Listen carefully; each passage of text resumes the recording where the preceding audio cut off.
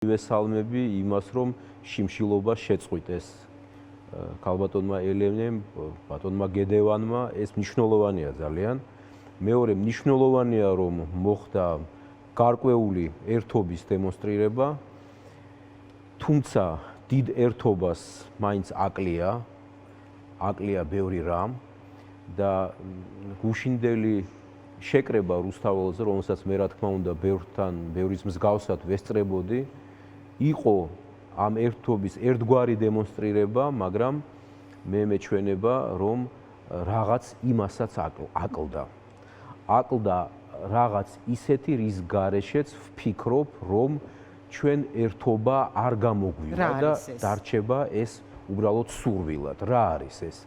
ჩემი დაკვირვებით ეს არის მკაფიო ხედვა და ამ ხედვის მიწოდება საზოგადოებისთვის იმასთან დაკავშირებით პირველი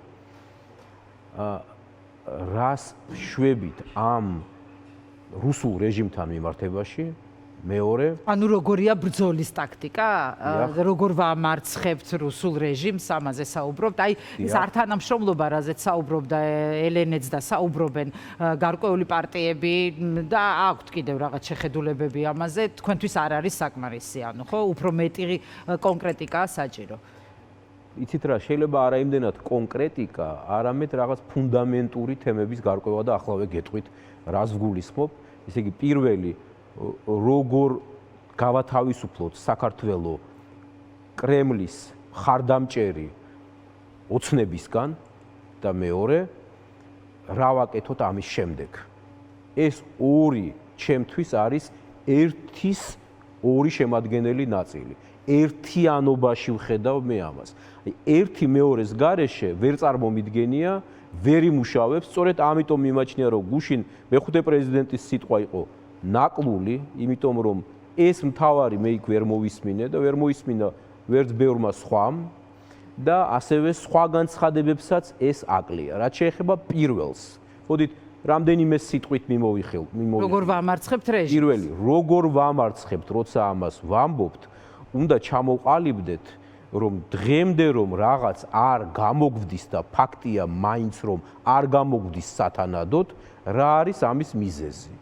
მე თუ რაღაცა არ გამომდის, პირველ რიგში უნდა ვკითხო თავს, რატომ მჭირს ეს? და რა არის ის, რაც არ გამომდის? შეიძლება ჩემშიც იყოს არა, ხოლო თქვენ ხომ არ ხართ დამნაშავე, ანუ სხვა ხომ არ შეიძლება ყოველთვის იყოს დამნაშავე, ის სხვა მოცემულობით პრობლემა არის. მაგრამ ჩემი ამოცანა, ჩემთვის ყოველთვის არის, რომ მეც გავერკვე საკუთარ თავში. აი ეს ერთობა, რომელიც არ გამოდიოდა ამ დრომდე. აი დღევანდელი დღე და დღევანდელი აი ეს ბრიფინგი რვა ოპოზიციური პარტია ერთად რაღაც ამ ერთობის კონტურებს ქმნის. თქვენ კი თქვით, რომ აკლია მას, რა თქმა უნდა და აკლია ორი ოპოზიციური პარტია. ეს არის ლელოძლიერი საქართველო და გახარია საქართველოსთვის. ამ შემთხვევაში, ანუ ნაკლული ერთობა, ესეც არ არის საკმარისი. კიდევ რაღაც დამატებით ნაბიჯებზე ფიქრობთ და გულისხმობთ? თქვენ წარმოიდგინეთ, მე ახლა საუბრობ და ვგულისხმობ არა იმდენად იმას, რომ დარჩენილი ორი ოპოზიციური თუ სამი თუ რამდენიცაა პარტია ამას მიუერთდება თუ არა. აი რომც მიუერთდეს, მე მაინც ვერ დავინახამ იმ ერთობას, რომელმაც შეიძლება მუხტი შექმნას საზოგადოებაში სათანადო. ანუ აქ უბრალოდ მექანიკური ერთობა კი არ გვაძლევს შედეგს.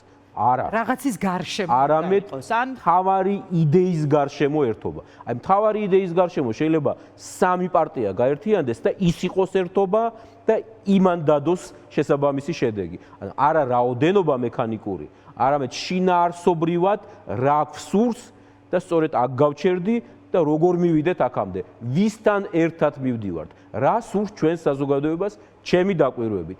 აი რა უნდა მას უნდა დაინახოს რომ ვინც რას თავაზობს ოპოზიციიდან, იმსახურებს თუ არა ის სათანადო ნდობას.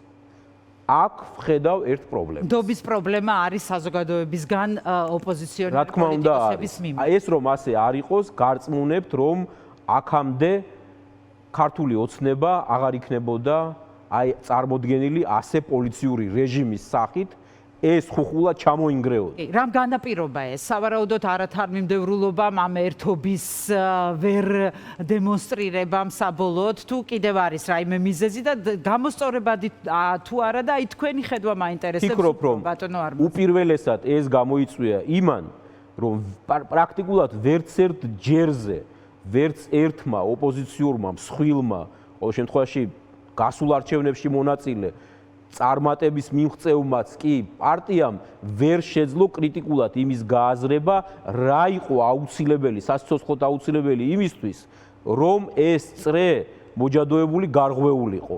უბრალოდ არჩევნებში მონაწილეობა და თუნდაც იმ შედეგის მიღება, რომელიც შემდეგ ოცნებამ გააყალბა, ყველამ ეს კარგად ვიცით, ამაზე არ ვსაუბრობთ, მაგრამ ეს შედეგი რომ ყოფილიყო გაცილებით უფრო შთამბეჭდავი, გაცილებით უფრო დიდი, ჩვენ ყველა ვხვდებით, რომ ოცნება ვერაფერსაც ვერ შეძლებდა. აი რამ გამოიწვია ის რომ შედეგი სათანადო ვერ დადგა. ამაზე ვინმე რას ვერ გადააბიჯეს პოლიტიკურმა პარტიებმა, რა დავა კონკრეტულად ალბათ ასეა. შეძლეს იმის გააზრება, რამ მიიყვანა ამ შედეგამდე ეს პარტიები და მთელი ეს ერთობა, მე ვფიქრობ რომ ვერ შეძლეს და რაც თავარია, ამდენი თვის განმავლობაში არჩევნების შემდეგ ამაზე მანდამაინც არც არავის უფიქრია, იმიტომ რომ ამაზე ფიქრი გამოიწვევდა შესაბამის ცალკეულ შემთხვევაში მტკივნეულ გადაწყვეტილებებსაც. მე ეს არაერთხელ მithქვამს, რომ ვიღაცა უნდა გავიდეს ველიდან.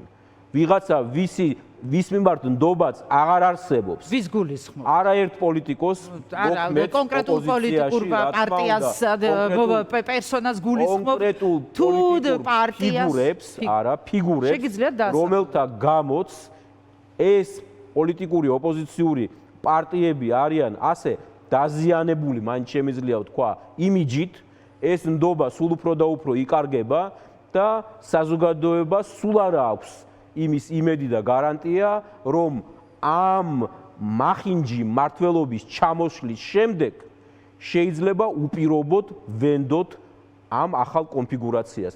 სიმართლეა ეს არის, მწარეა მესხმობთ, აი ვინ არიან, რატომ არა სახელებს და გვარებს. არ დადგა დრო, როდესაც აი ყველაფერს უნდა დაერქვას სახელი, იმიტომ რომ აი გადამწყვეტი ბრძოლა, გადამწყვეტი ეტაპი სულ ამაზე იყო სხვათა შორის განსაკუთრებით ბოლო დღეების განმავლობაში საუბარი, ამიტომ აი თითქოს მართლაც ისეა, რომ იპასუხებთ.